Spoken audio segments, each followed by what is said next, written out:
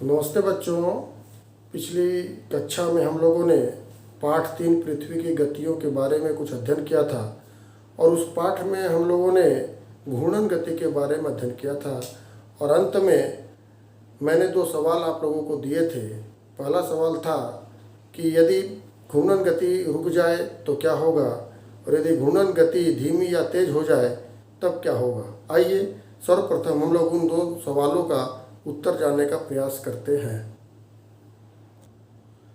देखिए बच्चों, हम लोगों ने यहाँ पर उसी प्रयोग को फिर से किया है।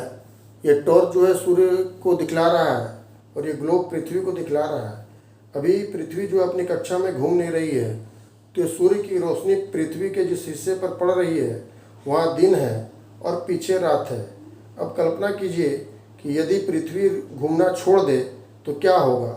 पृथ्वी के इस हिस्से पर दिन ही रहेगा और इसके पीछे वाले हिस्से पर हमेशा के लिए रात हो जाएगी।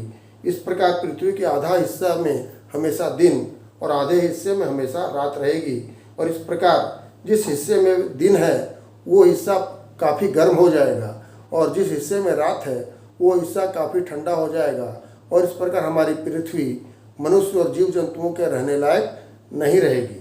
दूसरा सवाल था कि यदि पृथ्वी की गति काफ़ी तेज हो जाए।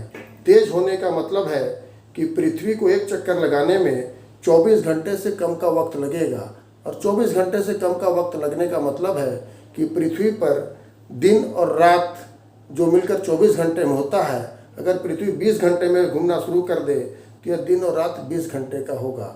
और इसी प्रकार अगर पृथ्वी धीमी गति से घूमना शुरू कर दे, मान लीजिए कि पृथ्वी को एक चक्कर लगाने में 30 घंटे लगते हैं, तो पृथ्वी पर एक दिन 30 घंटे का होगा। यही अंतर पृथ्वी की गति पर पड़ेगा। आइए अब हम लोग पृथ्वी की दूसरी गति के बारे में जानते हैं। इस गति को हम लोग परिक्रमण गति या रिवोल्यूशन, अंग्रेजी में रिवोल्यूशन भी कहते हैं। इस गति में क्या होता है?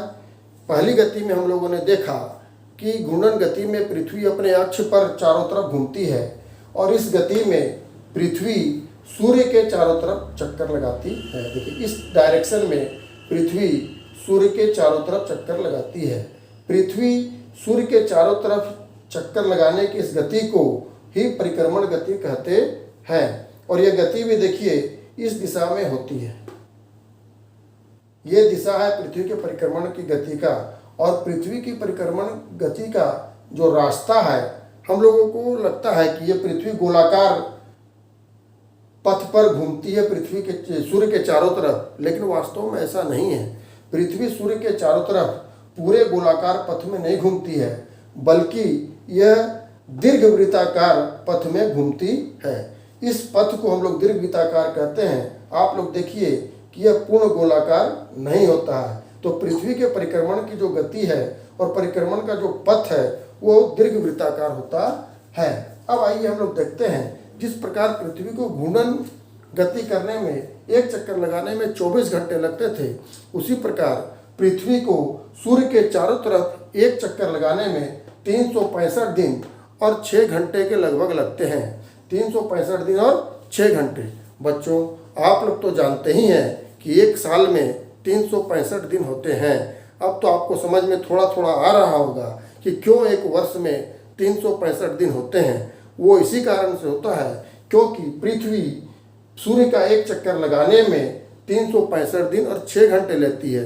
तब आप लोगों के मन में यह सवाल उठ रहा होगा कि 365 दिन और 6 घंटे होते हैं, तो फिर एक वर्ष में 365 दिन क्यों लेते हैं? ये 6 घंटा कहाँ चला जाता है? तो बच्चों, हम आपको बताएं कि यह 365 दिन और 6 घंटा तो परिक्रमण का होता है, लेकिन अपनी सुविधा के लिए हम लोग इस 6 घंटे को छोड़ देते हैं और एक वर्ष में 365 दिन लेते हैं। तो फिर 6 घंटा जाता कहाँ है? आप लोगों ने इस साल सन 2020 में फरवरी महीने में देखा होगा कि फरवरी महीने में 29 दिन हुए। इस वर्ष फरवरी महीने में 29 दिन हुए। तो 29 दिन क्यों हुए बच्चों? हर साल तो फरवरी में 28 दिन ही होते हैं, इस साल 29 दिन हुए। क्यों हुए? तो आइए हम आप लोगों को समझाते हैं कि फरवरी के इस महीने में 29 दिन क्यों हुए। हम लोगों ने देखा कि पृथ्वी को सूर्य का एक चक्कर लगाने में 365 दिन और 6 घंटे लगते हैं। इस प्रकार ये 6 घंटा अतिरिक्त हुआ और हम लोगों ने एक वर्ष में लिया 365 दिन। एक वर्ष में ये 6 घंटा हमारा बच गया, अतिरिक्त हो गया, तो ये 4 वर्ष में जाकर के 6 गुना 4 बराबर 24 घंटे हो जाते हैं और 24 घंटे का एक दिन होता है। और इसी कारण से हर 4 वर्ष में एक दिन बढ़ा दिया जाता है और उस वर्ष को हम लोग लीप वर्ष कहते हैं। जिस वर्ष में 366 दिन होते हैं उस वर्ष को हम लोग लीप वर्ष कहते हैं, क्योंकि वो 4 वर्ष में 6 घंटा मिला करके 24 घंटा होता है और 24 घंटा में एक दिन होता है, इसलिए प्रत्येक लीप वर्ष में 366 दिन होते हैं। अब तो आप लोगों को समझ में आ गया होगा कि एक वर्ष में हमने 365 दिन क्यों लिए और ये 6 घंटे कहाँ चले गए। ये 6 घंटे 4 वर्ष में मिल करके लीप वर्ष में चले जाते हैं और इस प्रकार एक लीप वर्ष 366 दिनों का होता है। अब जानिए कि कौन सा वर्ष लीप वर्ष होगा और कौन सा वर्ष लीप वर्ष नहीं होगा।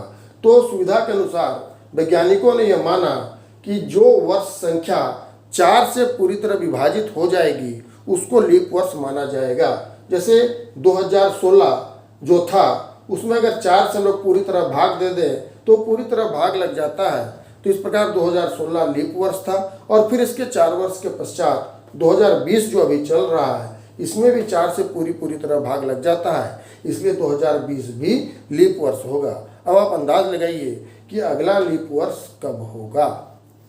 आइए अब हम आपको एक सवाल और मज़ेदार सवाल देते हैं कि यदि किसी बच्चे, आप में से किसी बच्चे का जन्म 29 फरवरी को हुआ है तो 12 वर्ष की उम्र में उसने अपना जन्मदिन कितनी बार मनाया होगा। आप बच्चों में से यदि किसी बच्चे का जन्म 29 फरवरी को हुआ है तो 12 वर्ष की उम्र में उसने कितनी बार अपना जन्मदिन मनाया होगा। इसका कैलकुलेशन आप लोग करके रखेंगे तो अगले क्लास में हम लोग इसके बारे में चर्चा फिर से करेंगे और यह भी चर्चा करेंगे कि परिक्रमण गति के कारण पृथ्वी में कौन कौन सी घटनाएं होती हैं और परिक्रमण गति के कारण क्या क्या फायदे होते हैं। आप लोग अपने घरों में रहिए, स्वस्थ रहिए और ई लॉकडाउन पाठशाला को चैनल को सब्सक्राइब भी करते रहिए। धन्यवाद।